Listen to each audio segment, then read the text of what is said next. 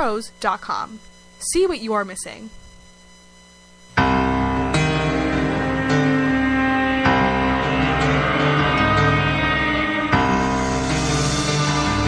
The small city of Rockton, Illinois, is stunned by the brutal and senseless murder of an entire family, leaving only the father to pick up the pieces of his shattered life. Two rookie detectives are at odds, but before they get a chance to stop him, the killer strikes again. Will Detective Max Larkin and Detective Jesse Fairlane put their personal differences aside so they can stop the killer from striking again? Find out in the new suspense thriller, Time Killer, from author Todd M. Thede. Available in hardcover, softcover, and Kindle at Amazon.com. I stumbled upon a great new ebook website the other day that blew me away, and I thought you'd enjoy it as well. It's called ShebaBlake.com. In addition to the great variety of genres and titles, each ebook is only 99 cents. Whether you're a fan of drama, fantasy, nonfiction, poetry, romance, history, or something else, there's something for every reader, even young readers. Order your ebook in the downloadable format that works best for you today. Go to ShebaBlake.com. SHEBA Blake.com.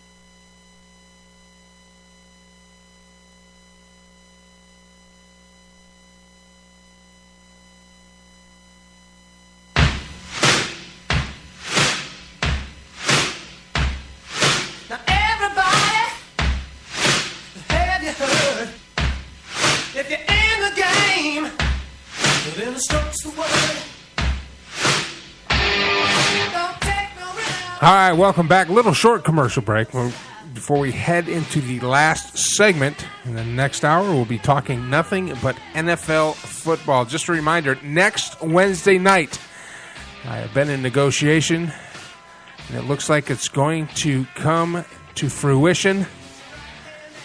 The administrator, the pastor, who has started StopMasturbationNow.org will be on the air with me to discuss his fight against those of us, or us, look at me, those people out there, Freudian slip there, who like to shake hands with themselves. So join us for a very... On that note, I got a question for you.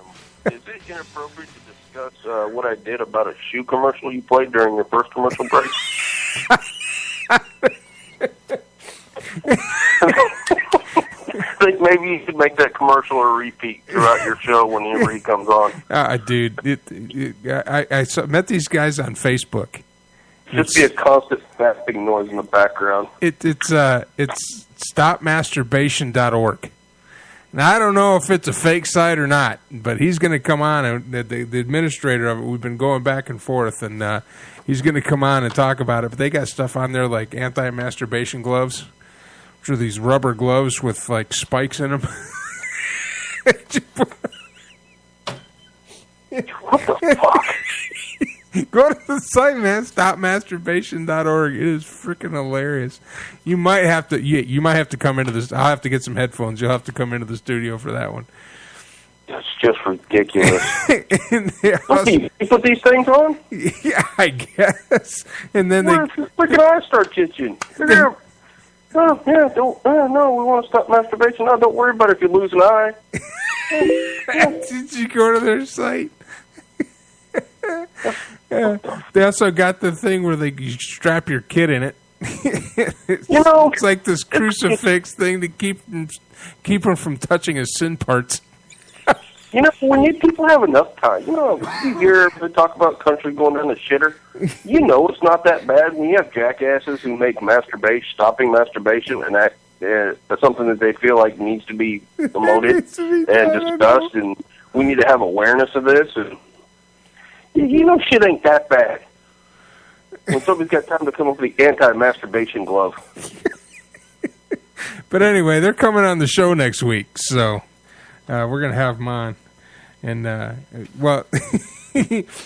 here's I don't know if they're not listening. I don't know they're not listening now. Here's some of my bumper music. Check it out. This is my bumper music for next week.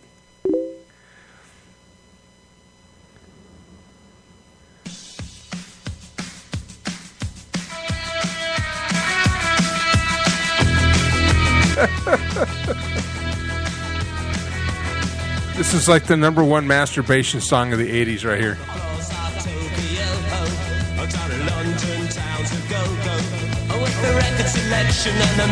I was a little late to the 80s party on that. It's Billy Idol, Dancing with 89 Myself. would have been my introductory year. Maybe 88, 89 would have been my introductory year on those. Well, it's Billy Idol singing about masturbation. It's called Dancing with Myself. Oh.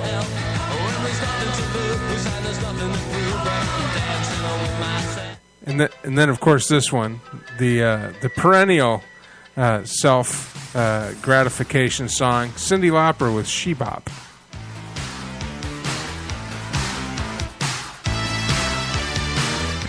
That's what I'll be playing next week. I'm going to have fun with it. I don't know if they're... The other one, was it the Bengals? Touch Myself? Yeah. I'll find that one, too. Yeah, there you go. Yeah, for those of us who shake hands with ourselves, that's going to be on there. Anyway, that's next week. So I'll tell you, don't play that shoe commercial when he's on. Oh, that's all over the place, dude. That may lead to some uncomfortable moments between the two of y'all. Are you kidding me? That's gonna be like the main commercial. I'm gonna have her cut another one. I might have her cut all the commercials in her voice. Yeah, I'm just pretty glad I was doing this remotely and not actually at the studio. It would have been very awkward for both of us afterwards. I would have had to have a splash zone like SeaWorld. Well, I'd have maintained eye contact throughout, but it would have got awkward afterwards. Like, okay, now football again, huh? Okay. Yeah, football. Yeah. Talking about men hitting each other in tight pants. All right, here we go. All right. All right, who do you got as your Final Four? My Final Four. I already said Baylor, so I'm going to put Baylor down before I forget. But who do you got? I've got Florida State, Alabama. Those two shouldn't come as a surprise to anybody. I think those are 1 and 2 interchangeable. Here's my shot. Here's my surprise. I think Stanford takes the Pac-10, Pac-12, and then I'm going. There's going to be some SEC love, and 2 of these teams are going to have at least one. I think probably 3 of these teams will have 1 loss, but I still think Auburn gets in. So you've got Florida State, Alabama, Stanford, and Auburn. So 2 SEC, Yep. 2 SEC, a Pac-10, and a ACC. And ACC. No Big State Ten, huh? really helped out by the fact that they won the national championship last year and are starting this season as number 1. I think that carries them a long way. Even with 1 loss. I don't know that Florida State's going to have 1 loss. They don't have a tough schedule. Really, who's their iffy game? Obviously, if they lose to Oklahoma State right out of the gate, my prediction's shit. But after that, they've got Notre Dame, Clemson, Boston College will play them tough, and Florida playing tough. But I'm looking at a 3-loss team. I'm seeing maybe 1, but if there is 1, it'll be the Oklahoma State game, and I just don't see anybody else having anything for them in the ACC. I see him dropping OSU in Jerry's house. That's going to put a damper on their season. I would go with you on that, except they just won the national championship. Yeah, I know. Walking in that big stage, 8 p.m. primetime game in Jerry's house. It's not going to be too big for them. And Oklahoma State doesn't play big games. And I'm not saying they can't. They haven't.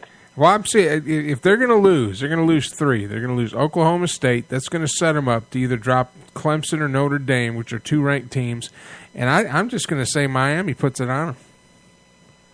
I don't see it. Just because it'll be near the end of the season, they'll have 1 or 2 losses. They won't give a crap. These are kids, so the whole mental thing. It's either going to be Miami or Florida is going to knock them out. They're going to have 2, maybe 3 losses. It just always happens after a team runs the table and goes to the national championship and wins a Heisman. The next year, it's like it's almost these these kids aren't mature enough to understand that you got to maintain, and they think they've got it. They think they've, and I've seen that firsthand with Texas. I mean, they won the national championship, and it's like the next year everybody's supposed to bow down at your feet. No, you guys still got to go play a football game. There's still 60 minutes. You got to go out there and knock heads with somebody. Yeah, no, I can see I can see where you're going with it. I just think they've got a fairly easy path, and they kind of roll in there. I mean, I don't see huge challenges. I'm looking at Auburn, and it's legit that they could walk in with 1, maybe 2 losses, but still be so much better than Ohio State with 3, better than UCLA. Lose one. They lose by a point to Alabama. I don't see a panel of 4 holding that one too far against them. And if everybody else has got a couple of losses, well, where do you throw that out there? Now, having said all that, LSU can come out and kick the shit out of the whole SEC and blow everything up. Well, they could throw a damper in the whole thing. Well, I only have one SEC team in my Final Four. Really, only one, huh? Only one, Alabama. I mean, Alabama until they get caught with the sanctions, which will be in the next couple of years. Yeah, it ain't gonna be too much longer. Before the hush money runs out, Alabama and Baylor out of the Big 12. Then I got Oregon out of Pac-10. I think Oregon, man, they're tough. Tough. Oregon is tough, but there's something about them. They're tough, and they really don't have that big deal. I mean, their schedule is not that tough, really, if you think about it. Stanford, UCLA, and that's it. And Michigan, 3 right there. If they can get by those 3, they got the rest of it. South Dakota, Wyoming, Washington State, Arizona, which is nothing. Washington's ranked 25th, but they're not going to be in the top 25 for very long. California, which will be tough but beatable. Utah, and then they close out with Utah and Colorado. And the only game that I'm worried about is their last game of the season against their in-state rivals, Oregon State, and that's just like Michigan State. It doesn't matter what the records are. When they go tee it up, man, it's war. It's like Michigan, Ohio State. It doesn't matter what the records are. One team could be a 500 team. The other team could be undefeated. The 500 team is going to go out there and play like their life depended on it. So, I don't know. I see that's my Final Four. Man, I've liked Oregon. I thought Oregon was going to come out and be a contender for national championship for like the last 4 years running, and they always blow something on the way there. Yeah, but now Every they got year, the one loss. They blow something. Yeah, but now they got the four. If they take the Pac-10, with one loss, they're in. Yeah, I don't know. I think Stanford takes the Pac-10. I think Stanford beats them. And takes the Pac-10. Yeah, that's... And then Oregon's one game out, sitting there going, why can't it be 8 teams? Yeah. We're not doing 6. Why can't it be 32 teams? Why can't the entire season be a playoff? Can you imagine that? The entire season a playoff? That'd be great. It's like one and done. Rutgers would be like... I'm thinking like making a round robin, I guess. Or making like a wrestling tournament. Nah, hell with it, man. Hey, one and done, man. Rutgers would be like 2-game season. Could you imagine that? Yeah, that's an idea that would never happen. No money would be made. Do all that practice, lose your first game. Damn it. Yeah. Well, time for wrestling. Everybody's pawning off their football pads and helmets, selling that shit on eBay so they can pay for the rest of their Title IX stuff and then start over for donations next year. Hey, Coach, we lost the game. What do we do now? How about you go to class? Well, what's that?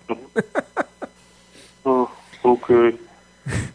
Yeah, I was reading about Charlie Strong, and one of the things that he's doing, which I totally agree with, I think this is great, is he tasked his football coaches to make sure that all the players that are in there, like special teams, the offensive line, defensive line coach, running back coach, they have to get their class schedules for all their players, and the players have to be on time, and they have to sit in the first 2 rows of every class. I think that's freaking awesome. Well, as a perennial back row sitter, that's bullshit. I was right there with you, dude. Just putting my